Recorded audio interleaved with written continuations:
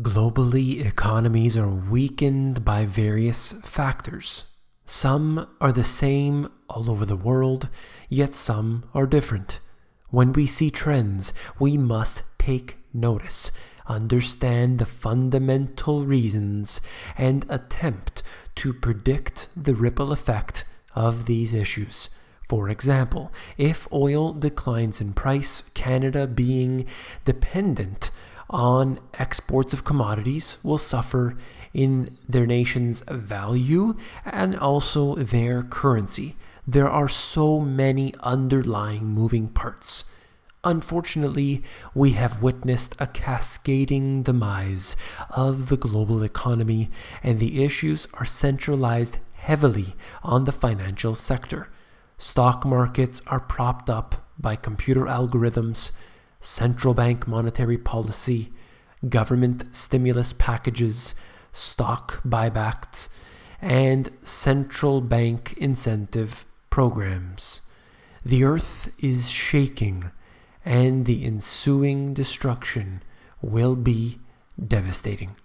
You came here for the truth, so let me unveil that for you. Today we are going to talk about why the US is rotting. Let's begin with this here out of CNBC. A tightening labor market and rising inflation against the backdrop of slowing overall growth are painting an increasingly stagflationary picture for the US economy. Now, this is not my quotes here. I'm just reading from the article, so hang in there for a second. Stagflation, or conditions in which costs are rising but growth is not. Last was seen in the 1970s before Paul Volcker had to push the economy into recession to slay the inflation dragon. That's right, they brought interest rates up to 20% in order to make this happen. And knowingly, they would cause a recession, and they did so. Now, this stagflation, in my opinion, is going on right now because you see costs rising in terms of electricity and food prices. Other things have gone down, however, but you see those two very important things have risen, but the global economy has not risen at all. With a variety of factors coming together to show inflationary, deflationary cross currents, Wall Street is bracing for another battle. And I believe that, in fact, they are using these stock buybacks, knowing that hard times are ahead. During the last year, as the economy has returned closer to full employment, that's not true, the core cost structure of the U.S. economy has risen more aggressively and more broadly than ever before in this recovery. There is no recovery. While the U.S. is not facing runaway inflation yet, the concept of stagflation, i.e. rising inflation rates combined with slower real economic activity, has become much more noticeable. And there's no denying that. This is out of Bloomberg.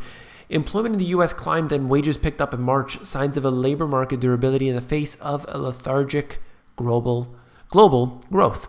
And you have this problem with global growth, all because the same policies are being used everywhere in the world.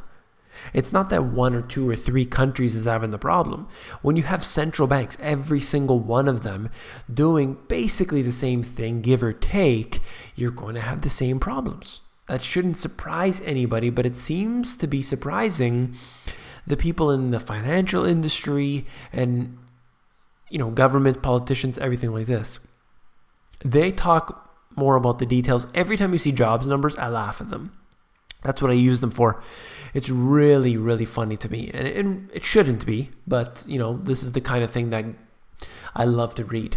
And not for actually learning what's going on. And never look at the actual number, to be honest with you, because it's a joke. This is in the comedy section of the newspapers, actually.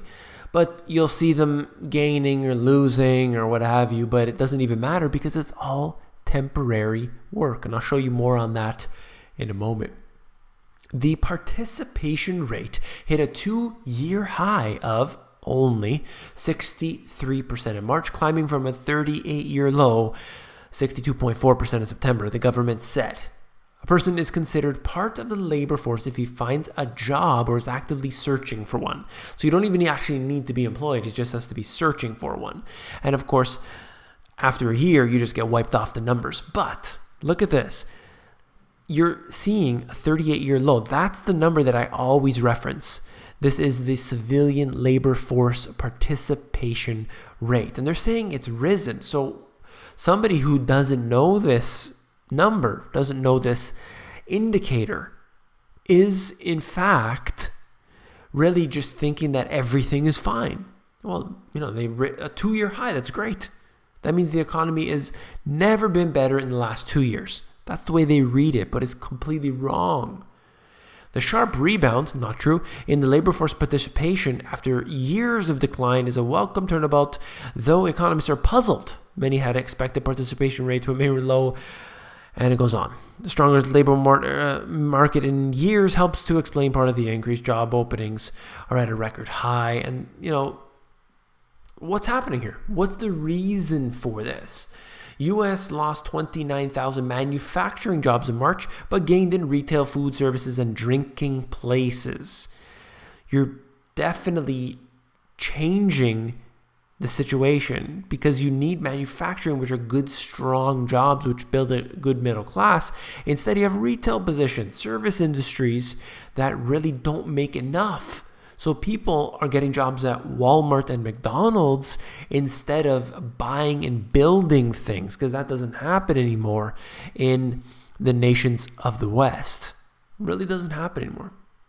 And again, they get into more of the details, but I won't here. Just look at this chart. Retail jobs outnumber manufacturing jobs by 3.6 million. And these are two charts. They've converged, and that's not a good sign. Surely times have changed. We're not in the early 1900s anymore. I understand that. But the economy isn't doing well, and it really needs these manufacturing jobs to support it in this time. Moving on here, out of my book, the Washington Post suggests that the rise in the economy, this is talking about, after sort of World War II and after that, Great Depression essentially. The rise in the economy was in part due to a young labor force working world-leading manufacturers, high personal savings rates, and a pent-up demand for consumer goods after years of war and the Depression. It also talked about the fact that there was war expenditures that were cut. Federal government spending also tumbled for a couple of years. Cuts in the government spending always give a boost to the economy by reducing the burden on the taxpayer. None of this is happening today. You don't have as much of this young labor force. You don't have this manufacturing base. Nobody's saving any money. You don't have a pent-up demand for consumer goods. People are maxed out. Surely they would buy more if they could, but it's a different situation. And there's no cutbacks in terms of federal spending. So in every single case, you have a different scenario. How is the US, Europe, other places, how are they ever going to grow or build themselves out of the current situation? And the fact is that they cannot. Look at this. And this is more of like a personal sort of level here. What's keeping you up at night? If you're like many of us, it's work worries. In fact, 44% of American workers say they have lost sleep because they worry about work. Roughly 1 in 4 saying this happens to them at least once a week. Would this happen if everything was fine in the economy? If people were doing all right? If they were doing great, successful? Obviously not. We look at this and we need to realize, something very serious is happening and it's not being addressed. That's why I like to get into, information like this, because it connects it in. It all ties it in together. You can't just look at stock charts, 200-day moving averages. And then we look at the other end of the spectrum. Manhattan real estate prices set a new record again during the first quarter, with the average price of an apartment topping $2 million for the first time in history. The average price per square foot set another record, of course, hitting $1,700. I mean, what's happening here? Who can possibly afford this? You have this growing divide where people are living in tent cities in one section, and then you look at over this other section where the average price, not the most expensive, not the higher end, but the average price topping $2 million for an apartment. I mean, this is unbelievable. As you see the prices just rising to levels, look, the average worker, when you consider the median household income, they're not buying these. You have the rich people or businesses or investors, foreign investors, purchasing these, and that's what's happening. And then they rent to people who that's all they can afford at this time. So this situation, really isn't looking good. You need to look into those details. And just switching gears for a moment here, as we look at Bloomberg article, Saudi Arabia is getting ready for the twilight of the oil age by creating the world's largest sovereign wealth fund for the kingdom's most prized assets. Over a 5-hour conversation, we're looking at the prince here, laid out his vision for the public investment fund, which will eventually control more than $2 trillion and help wean the kingdom off of oil. It's part of the strategy. It's going to sell some shares and this and that. But what I would say is that, yes, Saudi Arabia is definitely worried about this, but, I think there's a lot more going on here. And I believe that they need to diversify, but into financial assets, so-called assets, I don't think that's the right way to go. They can get into solar energy. They can do all kinds of things with what they have, but they seem to be going in the investment route, and I think that's, perhaps a mistake, because once it topples over, then you're only left with your oil, and if the oil's a problem, well, then you got nothing else. There needs to be something other than $2 trillion. You could do a lot with $2 trillion instead of investing it in paper garbage. So we'll see how this all pans out. If you found this video informative, please give me a thumbs up. I tried to keep really focused on this one. I hope you saw that.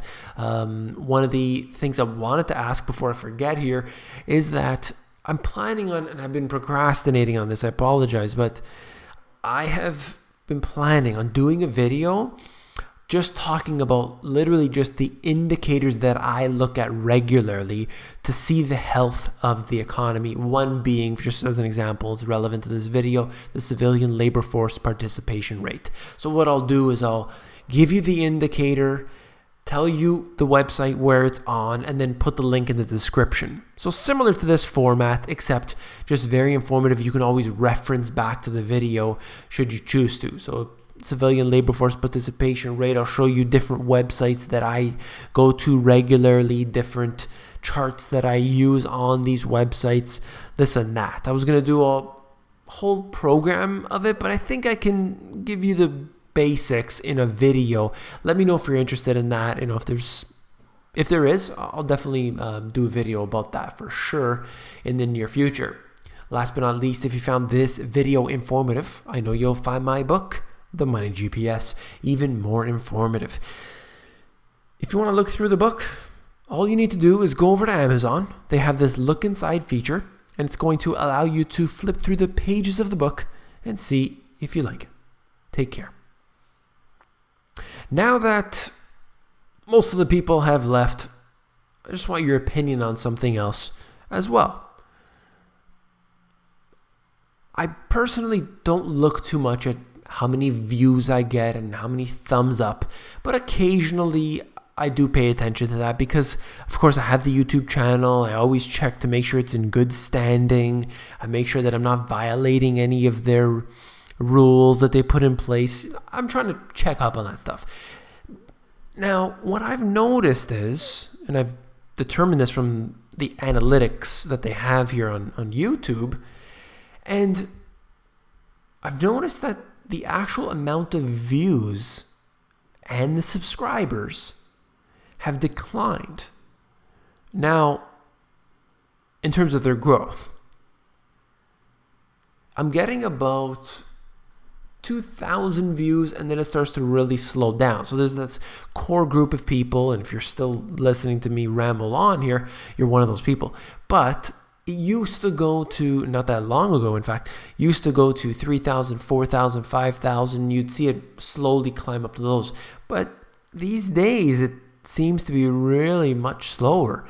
And I don't know. I don't know what's happening here exactly. If you want to put your input in on that, I just appreciate it. If you happen to know things about YouTube and how it works, I've been trying to be very, on top of that, and just to try and really spread the word out to as many people as possible. I want the channel to grow and be able to bring in new people who aren't aware of this information already.